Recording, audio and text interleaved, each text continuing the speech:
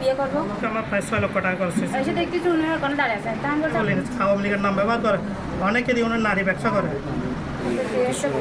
তারপর উনি আসছে, উনি আসে এগুলো সব ঠিকঠাক করে দিয়েছে, আবার ওনারটা অনেক ইয়া করে তারপরে 5 মিনিটের মধ্যে চলে গেছে। আজকে আমি বাইরে ছিলাম, আমি তো জানি না উনি আসছে, উনি নাকি 6টা থেকে এখানে দাঁড়িয়ে আছে। তো আমি এসে দেখতেছি উনি ওখানে দাঁড়িয়ে আছে। তা আমি বলছি আপনি এখানে দাঁড়িয়ে আছেন না, আপনি চলে যান। এমন তেমন বলতে উনি আমার সাথে আছে। এখানে না আমার একটা শরম নাই, আমি একটা মেয়ে মানুষ, তাহলে এই জন্য আমি বিশৃঙ্খলা করি না। তারপরে এখানে আমরা কথা বলতেছি, উনি জোর করতেছে। এক পর্যায়ে আমি যখন রাজি হচ্ছেন উনি আমাকে দুইটা তাপ্পন মারছে, আমি জিত করে ওনার চশমাটা বাঁকা করে দিয়েছি। ওই চশমাটা আমি জিত করে বাঁকা করে দিয়েছি। আমাকে যখন তাপ্পন মারছে আমি যেখানে আমাকে মারতে আসছিল নাকি, আমি বলছি চলে যাও আমার বাসা থেকে। এসে তারপরে উনি জোর করতেছে, তখন আপনারা আসছেন।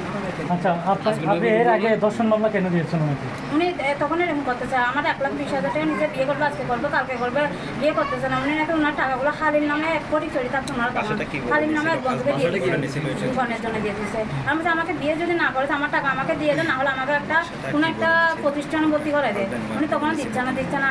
বাচ্চা একটা হয়েছিল, উনি জোর করে ওষুধ নষ্ট করে দিচ্ছে। যখন উনি জেলে ছিল তখনও বাচ্চা ছিল। আচ্ছা, এই বাসাটা আপনারা কি বলে নিয়েছেন? এটা আমি বলছি, যেমন ইনচার্জে জিজ্ঞেস করতেছে স্বামী কি করে, তা আমি এমনি স্বামী বলছি, কোন স্বামী এটা বলি। আমি বলছি বেচালা তো আর বাসা দেবে না, আমি বলছি স্বামী স্ত্রী নেবো, এটা বলে নিচ্ছি আর কি। আচ্ছা, এখন আপনার দাবি কি? আমি তো বিয়ে করবো। বিয়ে করবেন? কাকে বিয়ে করবেন? নাম কি? না তো ইনজামুল ইসলাম রাফি। ভাই, আমার নাম রাফিক।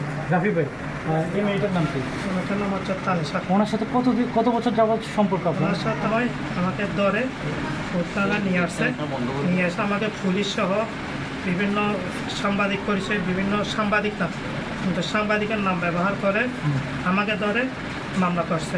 তখন উনি আওয়ামী লীগের নেতা ছিল, আওয়ামী লীগের একজন নেতা ছিল, স্বেচ্ছাসেবক লীগের। কি নাম ওনার নাম হচ্ছে ইলিয়াস খান মিলন। এগুলি কি আগের ঘটনা? জি জি। আজকে আবার নতুন করে কেন আসলেন? উনি আপনাকে একবার দর্শন মামলা দিয়েছে, আপনি পুনরায় কেন ওনার এখানে আসলেন? আমি আমার চাওয়াটা, আমার থেকে যেহেতু একবার টাকা নিছে, আমার থেকে যেহেতু একবার মামলা করে 2,50,000 টাকা নিছে, তাহলে আমার একটা চাওয়া আছে না, আমি মামলা খাইছি, আমার একটা ভবিষ্যৎ আছে।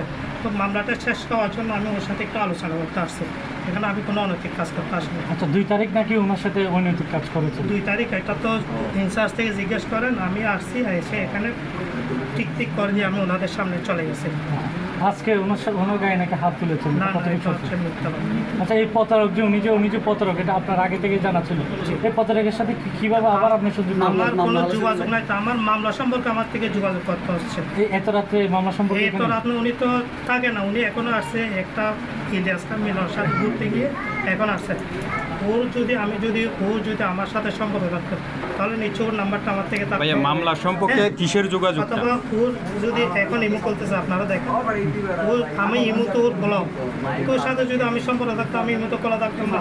তাহলে আমি ওর সব দিকে আমাকে অফ করে দিয়ে ওরা চাচ্ছে আবার মামলাটা কোনো একটা কিছু করার জন্য। তাহলে আমার থেকে টাকা নিছে, তাহলে আমার একটা সমাধান। আমি বিভিন্ন মানুষকে ওর ইলিয়াসকে কল দিয়েছি, যে আমার থেকে টাকা নিছে, ওর হাজব্যান্ড, ওরা 2জন মিলে ওনাকে কল দিয়েছে। ওনার সাথে উনি আমার কল রিসিভ করতেছে না, ওনার এক্সপোজ হচ্ছে না, আমার থেকে বাধ্য হয়ে আসতে হচ্ছে। আচ্ছা, এখন আপনি কি চাচ্ছেন?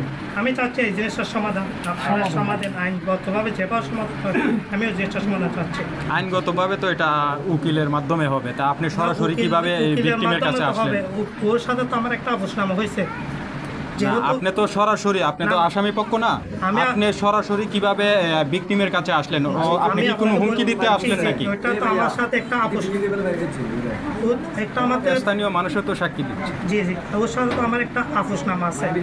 যেহেতু আপোষনামা নিয়ে আমার থেকে যোগাযোগ করতে হবে না, ওর মোবাইল বন্ধ, ওর ফ্যামিলি, আমার সাথে কোনো, ওর সাথে ওর ফ্যামিলির যোগাযোগ নাই, ওর সাথে একটা ইলিয়াসের যোগাযোগ আছে, ও আমার সাথে এক্সচেঞ্জ করতেছে না। তাহলে আমার থেকে বাধ্য হয়ে ওর সাথে আমি ওখানে দাঁড়াইছিলাম, অনেকক্ষণ দাঁড়াইছিলাম, তো আসার সাথে আমি যোগাযোগ করছি। আচ্ছা, মেয়ে তো এখন আপনাকে বিয়ে করতে চাচ্ছে, এখন আপনি কি চাচ্ছেন? আমার টাকা দিল অবশ্যই। কত লক্ষ টাকা দিয়েছেন ওনাকে? আমার মামলা সম্পর্কে আমার প্রায় 6 লক্ষ টাকা খরচ হয়েছে। 6 লক্ষ টাকা দিয়েছেন ওনাকে ক্যাশ? না, ওনাকে আমি দিছি 2,50,000। তারপর আনুষঙ্গিক এই মামলা সম্পর্কে প্রায় আমার থেকে 6 লক্ষ টাকা খরচ হয়েছে। মামলা তো আগের মামলা, আপনি পূর্বসূত্ররা জেদ ধরে কি আপনি ওনাকে আবার নতুন করে হুমকি দিচ্ছেন কিনা? না না না না। তাহলে আপনি এখানে আসলেন কেন? আমি তো আসছি, আমি বললাম না আপনাকে, আপনি নিজেই বারবার বলতেছেন ওনার হাজবেন্ড আছে থাকা সত্ত্বেও আপনি কেন আসলেন? আমি সমাধানের জন্য আসছি। সমাধানের জন্য? সমাধানে তো আপনার লয়ারের কাছে নাই। ধরেন আপনার একটা অভিভাবক থাকবে না, ওর আব্বু আছে, আমি ওনার আব্বুর সাথে যোগাযোগ করবো, ওনার আব্বুর সাথে ওনার যোগাযোগ নেই, ওনার ফ্যামিলির সাথে ওনার যোগাযোগ নেই, ওনার সাথে একজন এই আগে জিনিস চাচা বলে আওয়ামী লীগের নাম ব্যবহার করে, অনেকে দিয়ে ওনার নারী ব্যবসা করে। আমার যা ক্ষতিপূরণ আছে, আমি 3 মাস জেল কাটছি। এটা তো মামলা অনুযায়ী আপনি নেবেন। হ্যাঁ হ্যাঁ, তো ওটা আমার যদি কোর্ট থেকে যদি আমাকে বলে বিয়ে করার জন্য, তো আমার টাকা আমাকে দিতে হবে না? অথবা আমি ওকে বলতেছি কি আমার মামলার সমাধানের জন্য আমার একটা কাগজ লাগবে, এফিডেভিট লাগবে, তো আমি এফিডেভিটটার জন্য আসছি।